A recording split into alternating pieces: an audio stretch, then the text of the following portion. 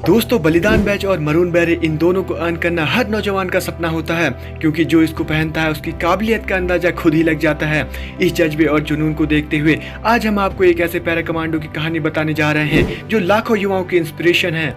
दोस्तों, हम बात कर रहे हैं 9 पैरा स्पेशल फोर्स के एक्स कमांडो मेजर विवेक जैकब की। केरल में जन्मे विवेक जैकब के पिता इंडियन आर्मी में आर्मर्ड कोर का हिस्सा थे। पिता को वर्दी में देख जैकब का वर्दी के प्रति जुनून बढ़ता ही चला गया। इसी जुनून के चलते उन्होंने 12वीं के बाद एनडीए ज्वाइन किया। जैकब का मन अभी भी कुछ ऐसा ढूंढ रहा था जो बहुत ज्यादा थ्रिल, एक्साइटमेंट और खतरों से भरा हो। वो आसमान से कूदना चाहते थे, समंदर की गहराई को छूना चाहते थे। इन सभी के चलते मेजर जैकब ने पैरा कमांडो बनने की ठान ली। कठिन ट्रेनिंग करने के बाद वह मरून बेरे पहनने के हकदार हो गए और उसके बाद उन्होंने 9 पैरा स्पेशल फोर्स को ज्वाइन किया। हर कदम मौत को चुनौती देते हुए मेजर जैकब ने बहुत से खतरनाक और मुश्किल भरे ऑपरेशंस को आसानी से सफलतापूर्वक अंजाम दिया। कश्मीर में मेजर जैकब ने कई खुफिया ऑपरेशंस को अंजाम दिया, जिसमें वह मरते मरते भी बचे।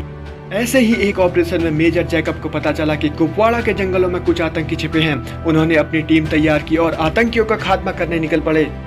रास्ते में आतंकियों ने मेजर जैकब के कॉन्वॉय पर हमला बोल दिया। उस हमले में मेजर जैकब के 2 साथी बुरी तरह घायल हो गए थे। आतंकियों की संख्या 8 थी और गोलीबारी करने के बाद वे भाग निकले।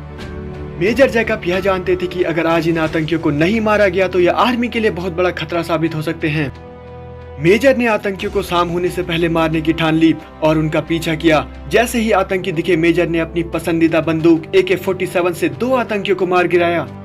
2 अन्य आतंकियों को मेजर के साथियों ने मार गिराया और बाकी बचे आतंकी 2 पहाड़ों के बीच बने अपने ठिकानों में जा छिपे। उस पहाड़ी में जाने का बस एक ही रास्ता था और उस रास्ते को चुनना यानी मौत को दावत देना था। पर मेजर जैकब ने इस खतरे को खुद मोल ले लिया और आतंकियों के ठिकानों में जा घुसे। आतंकियों ने उन्हें घेर लिया। तब मेजर जैकब ने आतंकियों से कहा, मैं तुमसे नहीं डरता हूँ। मैंने तुम्हारे जैसे कई आतंकियों को मौत के घाट उतारा है और आज तुम भी मरोगे। तभी मेजर जैकब के साथी वहाँ पहुंचे और उन्होंने सभी आतंकियों को मौत के घाट उतार दिया। इस प्रकार मेजर जैकब ने कई खतरनाक मिशन को अंजाम दिया। पर साल 2015 के कॉम्बैट स्काई डाइविंग के दौरान उनके पैरासूट में खराबी आ गई और वे स्पाइनल इंजरी का शिकार हो गए। इसके बाद उन्होंने पैरा स्पेशल फोर्स को हमेशा के लिए अलविदा कर दिया। रिटायरमेंट के बाद उनका मन नहीं लग रहा था। वह कुछ अलग और स्पेशल करना चाहते थे। हॉस्पिटल में अपने इलाज के दौरान मेजर जैकब की मुलाकात वायुसेना के एक अधिकारी फ्लाइट लेफ्टिनेंट मधोरिया से हुई। वह एक दुर्घटना में अस्थायी रूप से लकवाग्रस्त हो गए थे, लेकिन उनका भी जुनून कुछ थ्रिलिंग और एक्साइटिंग करने का था। उन्होंने मेजर जैकब से कहा, क्या वह स्कूबा डाइविंग कर सकते हैं? जैकब ने हाँ कहा और उन्हें स्कूबा डाइविंग कराने का वादा कर दिया। मेजर जैकब ने उनसे प्रेरणा लेते हुए साल 2019 में एक ऑर्गेनाइजेशन बनाई जिसका नाम पड़ा क्लॉ।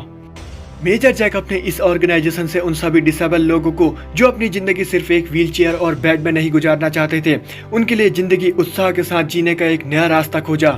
इसकी सफलता इस बात से लगाई जा सकती है कि इस ऑर्गेनाइजेशन के डिसेबल्ड मेंबर्स ने सियाचिन के कुमार पोस्ट पर सफलतापूर्वक चढ़ाई की। दोस्तों, एक अनोखी जज्बे की इस रियल स्टोरी से हमें बहुत कुछ सीखने को मिलता है। आपको इस रियल स्टोरी से क्या सीख मिली, कमेंट सेक्शन में जरूर लिखें। ऐसी ही और वीडियोस के लिए चैनल को सब्सक्राइब और वीडियो को लाइक करें।